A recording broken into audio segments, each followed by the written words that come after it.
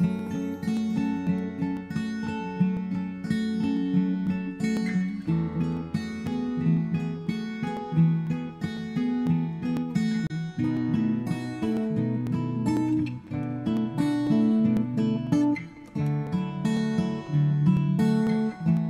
I began creating art quite at a young age. I was raised in New Hampshire with my mom and dad and brother, the twin brother, and was involved in the art process right from the start.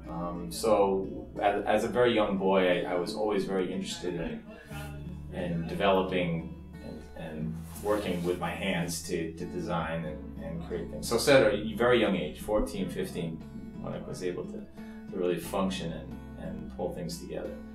So yeah, that started at a young age, and then went to college and started working with pottery, and then pursued other elements and processes to develop the work that I've got now.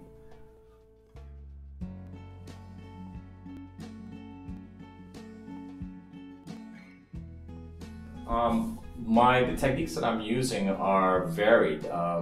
I had started with pottery, so that was actually something I was always interested in, using my hands.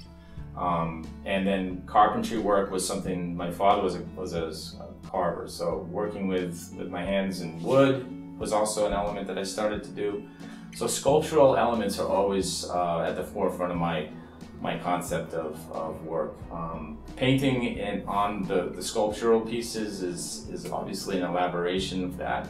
So I'm very varied, and I've always pulled in lots of different elements from my life to develop the sculptural collage pieces that I have. So it's very varied. I think as an artist, I definitely have endeavored in a lot of things. The only thing I probably haven't done is photography, but I've worked with fabric and I've worked with metal, like I said, wood, concrete.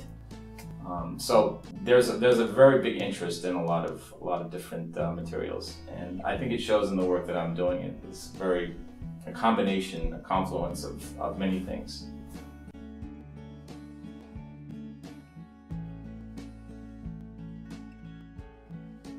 Well, throughout the years, that's the interesting part, and the part that makes my work, I think, very interesting for me to see. As the development has come processed from, when I first started to really focus on being an artist was about 20 years ago.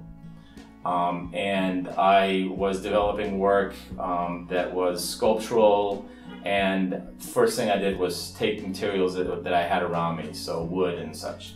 And it's like a snowball. It actually just started growing. The elements that I started to develop and move into the work was started with wood, and then started to develop with wire and concrete, and then back to wood. So the story is always evolving, and the work is always sort of moving. And the nice thing about that kind of development is that when you do make mistakes, you can go back and re-evaluate what you've done, but also pull from other areas that you've worked on. So you do get an expertise in so many different things. It sort of helps me pull together the work.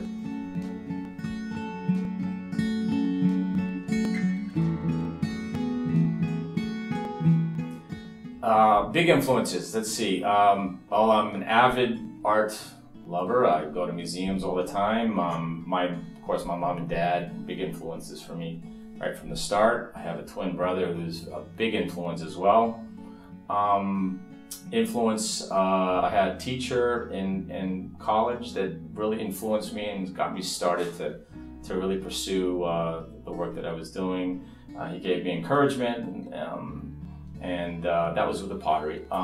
Some artists that I really like are like Elizabeth Murray, as an artist that in the 70s and 80s, that's quite well known. Louise Nelson, excuse me. She's also an artist that I really aspire to. Frank Stella, so his work is wonderful color-wise, and the way he uses geometry and form.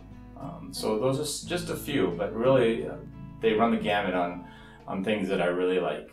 There's quite a few, many influences, and I siphon them through, and then never do I actually copy something that somebody's done, but it does definitely, it seeps into the work in some ways.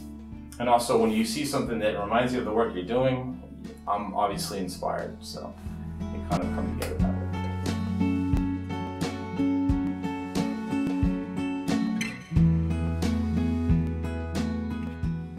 All my work is something that I involve myself in it, sort of in unnatural ways. In that I'm constantly involving myself. I drag them around in my studio. I deconstruct them. I reconstruct them. I mess them up, and then I fix them back. The layers of the work can start simple and then get more elaborate. Sometimes I actually, like I said, I break them apart and then I bring them back together again as they are of form.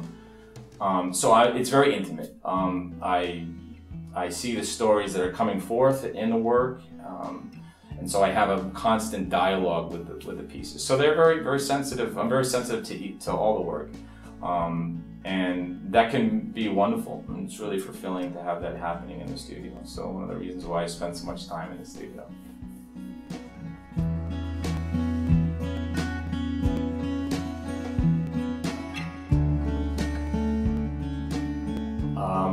Where I think my work is always in a process of development, processing what I've done, analyzing the work and the errors and mistakes that I have made, and just pushing forward, making better decisions, which is something you need to do as an artist. But making mistakes in your work is probably one of the most valuable things that can happen. When you analyze what you've made mistakes with, they can actually reinforce the area in which you do better. So in making mistakes, it kind of forces you to the direction that make most sense. So my future is always with the compass moving and changing directions, which is a fluid way to evolve, but always working towards something that I haven't done yet. So always evolving.